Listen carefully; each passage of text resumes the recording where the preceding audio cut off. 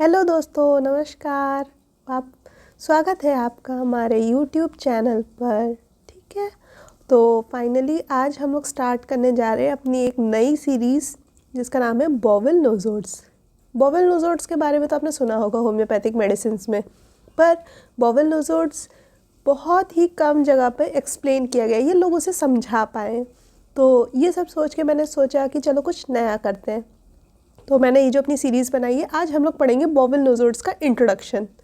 तो बॉवेल नोज़ोड्स होते क्या हैं? बॉवेल नोज़ोड्स है पोटेंटाइज्ड होम्योपैथिक मेडिसिन्स, और ये किस में से है? जो कि ह्यूमन गट में जो माइक्रोबायोटा पाया जाता है उससे, मतलब microbiota is microorganisms found in the human gut. इसको डिस्कवर किसने किया था? एडवर्ड बैच ने। ठीक है, जो कि पैथोलॉजिस्ट और बैक्टीरियोलॉजिस्ट थे। ठीक, ये सबसे पहली बार इंट्रोड्यूस हुआ था 1928 में। तो हमें पता चला कि होम्योपैथी में बहुत सारी चीज़ें, जैसे हम लोग नोज़ोड्स, सार्कोड, इम्पॉन्डेबिलिटी सब चीज़ पढ़ते हैं। तो जो नोज़ोड्स जो डॉक्टर हैनुमैन ने सोराइनम, मिडोराइनम जैसे नोज़ोड्स दिए थे, इसी तरह बॉवेल नोज़ोड्स दिए हमें डॉक्टर एडवर्ड बैच ने। ये एक पैथोलॉजिस्ट और बैक्टीरियोलॉजिस्ट थे। सबसे पहले इसका इंट्रोडक्शन हुआ था 1928। अब जैसे हम लोग डॉक्टर हैनुमैन की हिस्ट्री पढ़ते हैं, वैसे ही हम लोग को थोड़ा पता होना चाहिए कि डॉक्टर एडवर्ड बैच कौन थे। तो अब हम उनकी हिस्ट्री जानते हैं। डॉक्टर एडवर्ड बैच 1930 में यूनिवर्सिटी कॉलेज हॉस्पिटल जो कि लंदन में है, उसमें एक कैजुअल मेडिकल ऑफिसर थे। 1913 के बाद उन्होंने फिर नेशनल टेम्परेंस हॉस्पिटल ज्वाइन किया, जहाँ पर ये as a medical officer work किए। तो ये जो मैंने फ़ोटोज़ लगाई हैं, तो आपको एटलीस्ट पता होना चाहिए कि कौन सी बिल्डिंग दिखती कैसी है, कहाँ है। ठीक है, तो यूनिवर्सिटी जो पहली इमेज है वो हमारी यूनिवर्सिटी कॉलेज हॉस्पिटल लंदन की है, और जो सेकेंड इमेज है वो नेशनल टेम्परेंस हॉस्पिटल लंदन की है। फिर उसके बाद डॉक्टर बैच ने यूनिवर्सिटी कॉलेज हॉस्पिटल जो कि लंदन है, वहाँ पे असिस्टेंट बैक्टीरियोलॉजिस्ट की पोस्ट पे ज्वाइनिंग करी। फिर उन्होंने बैक्टीरियोलॉजी पढ़नी स्टार्ट करी और पढ़ाना शुरू किया। वहाँ पे एक इम्यूनिटी स्कूल, मतलब इम्यूनिटी स्कूल जो एक डिपार्टमेंट है, जहाँ पे उन्होंने उस चीज़ को ज्वाइन किया। तब उनका काम ये था कि उन्होंने इंटेस्टाइनल जर्म्स को पढ़ना शुरू किया। तब उनके दिमाग में आइडिया है कि ये इंटेस्टाइनल जर्म्स हैं क्या। ये non lactose fermenting gram negative bacteria, coli typhoid group के बैक्टीरियाज थे, जो कि हमारे गट में रहते थे और बहुत सारी दिक्कतों में, ये डिजीज़ में एक पॉजिटिव ऑर्गेनिज्म का काम करते थे। अब वो बैक्टीरियोलॉजिस्ट थे, तो उनका काम क्या था? उनका काम ये था कि उन्हें रिलेशनशिप फाइंड करनी थी कि माइक्रो ऑर्गेनिजम्स और क्रॉनिक कंप्लेंट्स में डिफरेंस क्या है। मतलब उनके बीच में ऐसा क्या रिलेशनशिप है जिसकी वजह से जो हमारे गट माइक्रो ऑर्गेनिजम्स है वो हमारी क्रॉनिक कंप्लेंट्स पे असर दिखाती है, या उनका क्या रिलेशन है कि क्रॉनिक कंप्लेंट्स हमारे माइक्रो ऑर्गेनिज्म से कैसे रिलेटेड है जो डिजीज़ हमारी बॉडीज़ में बनी हुई हैं। तो उन्होंने ये चीज़ें सोची और सोचा कि अगर हम इसी से वैक्सीन को एक्सट्रैक्ट करें, यानी कि इंटेस्टाइनल बैक्टीरिया को, तो हम वैक्सीन्स बना सकते हैं। पर उनके ये दिमाग में था कि इन वैक्सीन्स को हमें हाइपोडर्मिक या फिर सबकुटेनियस तरीके से नहीं देनी है, मतलब एडमिनिस्टर नहीं करनी है। इसलिए इन्होंने उसको सोचा कि अगर हम इसे ओरल फॉर्म में देंगे तो कितना अच्छा रहेगा। फिर ऐसा भी हुआ, और ये हुआ उनको जब उनके हाथ में किताब आई ड्रीम ऑर्गेनॉन ऑफ मेडिसिन। उनका जो एक ड्रीम था, जो इस मेडिसिन पे वर्क करने का था, डिजीज़ पे वर्क करने का था, वो हर चीज़ ठीक हुआ, और वो हुआ ऑर्गेनॉन ऑफ मेडिसिन के ज़रिए। क्योंकि डॉक्टर एडवर्ड बैच जो थे वो बिल्कुल हैनुमैन के दिमाग के थे। उनका ये था कि भाई इतना क्रूअल साइंस है, मॉडर्न साइंस इतनी अच्छी नहीं है कि डिजीज़ ठीक हो जाए, क्योंकि वो हर चीज़ का थेराप्यूटिक क्योर कर रहे थे। और जो थेराप्यूटिक क्योर हो रहा था तो पेशेंट थोड़ी देर के लिए ठीक रहता था, फिर ख़राब हो जाता था। तो ये चीज़ सोचने के लिए उन्हें इसकी ज़रूरत पड़ी। 1919 में, यानी 1919 में उन्होंने रॉयल लंदन होम्योपैथिक हॉस्पिटल को ज्वाइन किया as a post of pathologist and bacteriologist. अब जब ऑर्गेनॉन ऑफ मेडिसिन उनके हाथ में आई, तब उन्होंने पढ़ा 3 चीज़ों के बारे में: सोरा, सिफिलिस, साइकोसिस। सही समझे आप? सोरा, सिफिलिस और साइकोसिस वही 3 माइज़म हैं जिनके बारे में हम बात कर रहे हैं। ये जिसे हम अभी भी आज भी समझने में असक्षम रहते हैं। अब डॉक्टर बैच को सिफिलिस और साइकोसिस तो समझ आ गया था, पर सोरा, जो कि बहुत ही वैरायटी टाइप में मिलता है, बहुत ही अलग अलग फॉर्म्स में मिलता है, जिसे पकड़ना भी मुश्किल रहता है और जिसके बारे में कहते नहीं है कि सबसे ज़्यादा डिजीज़ेस यही कवर करता है, पर तब भी हमें इसके बारे में सबसे कम पता है। एज इट सेम रिज़ल्ट यहाँ भी हमें सबसे कम पता था। उन्होंने सोचा कि ये सोरा ही है जो कि हमारी बॉडी के गट में जो है माइक्रो ऑर्गेनिज्म प्रेजेंट है, जिसकी वजह से डिजीज़ेस बन रही हैं। फिर डॉक्टर बैच ने हमें नोज़ोड्स दिए, टोटल 7 नोज़ोड्स आए, ठीक है। तो 7 नोज़ोड्स, तो हम ये आगे करके एक एक मेडिसिन पढ़ेंगे कि किसके बारे में क्या लिखा गया।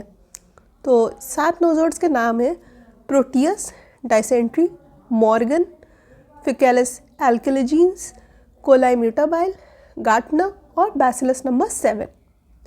उनका ये मानना था कि हम इन चीज़ों को सिर्फ थेराप्यूटिक देंगे तो उसका कोई मतलब नहीं है। उनका भी यही था कि डॉक्टर हैनीमैन की तरह कि हमें इसको प्रूव करना पड़ेगा, उसके मेंटल्स को जानना पड़ेगा और तब हमें अपने पेशेंट्स में देना पड़ेगा। जब तक सिमिलैरिटी नहीं मिलेगी तब तक कोई भी मेडिसिन लंबे समय के लिए काम नहीं करेगी, या फिर हमें वो एंड रिजल्ट या क्योर्ड रिजल्ट नहीं मिलेंगे। डॉक्टर बैच के चलिए आइए कुछ काम देखते हैं। 1926 में डॉक्टर C.E. व्हीलर, जो कि लंदन के रहने वाले थे, उन्होंने उनके साथ एक बुक पब्लिश करी, एक वर्क किया जिसका नाम था chronic disease a working hypothesis. फिर 1927 में उन्होंने एक और पेपर रीड किया जिसका नाम था the problem of chronic disease, और ये इन्होंने दिया था at International Homoeopathic Congress London में, जो कि ग्लासगो होम्योपैथिक हॉस्पिटल में बाद में 1928 में फिर यही बात आई, और 1928 में हमें जाके द बॉवल नोज़ोड्स, एक नया चैप्टर जो हमारी होम्योपैथी का है, एक नया टूल, एक नया इंस्ट्रूमेंट्स हमें मिले 1928 में। उसके बाद इन्होंने इसी चीज़ को आगे जाके ब्रिटिश होम्योपैथिक सोसाइटी में पब्लिश कराया और ब्रिटिश होम्योपैथिक जर्नल में जनवरी 1929 में पब्लिश हुआ। डॉक्टर बैच की डेथ हो गई थी 1930 में, पर काम उनका यहीं पे रुका नहीं था।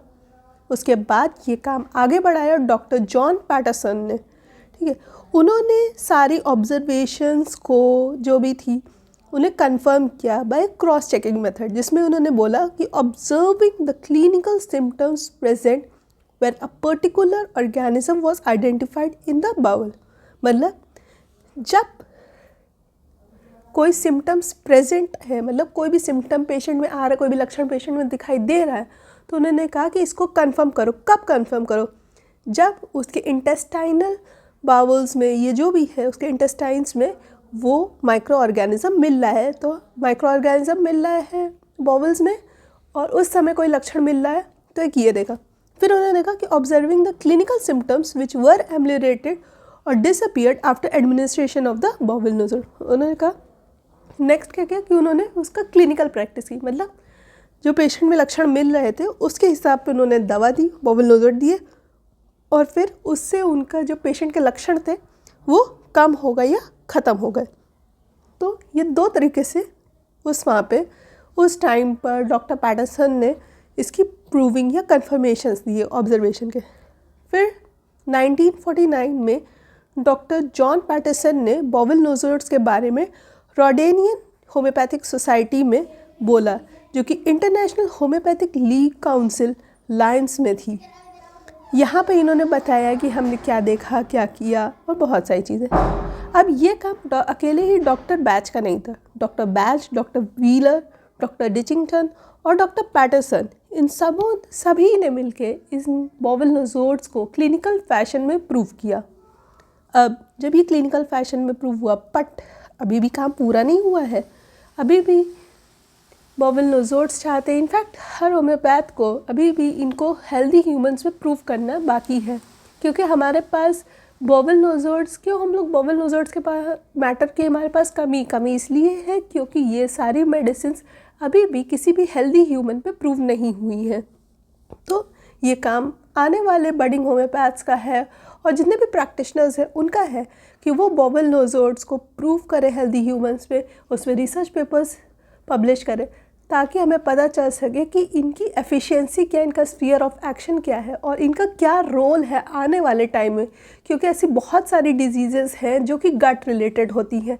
जब हम शिफ्टिंग ऑफ डिजीज़ेज़ पढ़ते हैं तब हमें पता होता है कि हम लोग कहते हैं कि अगर, जैसे हम लोग कहते हैं कि अगर स्किन इरप्शंस को सप्रेस कर दिया तो उसे अस्थमा हो सकता है, उसके गट सिम्टम्स को सप्रेस कर दिया या पैलिएट कर दिया तो उसे रूमेटिज्म हो सकता है। तो हमें ये पता होना चाहिए कि हमारी जितनी भी डिजीज़ होती है वो शिफ्टिंग स्फीयर पे काम करती हैं। इसलिए हेल्दी ह्यूमंस में प्रूविंग होना बहुत कंपलसरी है अगर हमें वर्बल नोज़र्ड जाना है। खैर, मैंने तो फ़िलहाल अपनी पूरी कोशिश की है कि आपको एक इंट्रोडक्शन देने के लिए। होप सो आपको बहुत अच्छा लगा हो। तो प्लीज़ इसको बात को समझिए, पढ़िए, और अगर आपको लगता है कि इसमें कोई चीज़ की कमी है तो हमें बताइए। Please like, share and subscribe our channel. Thank you.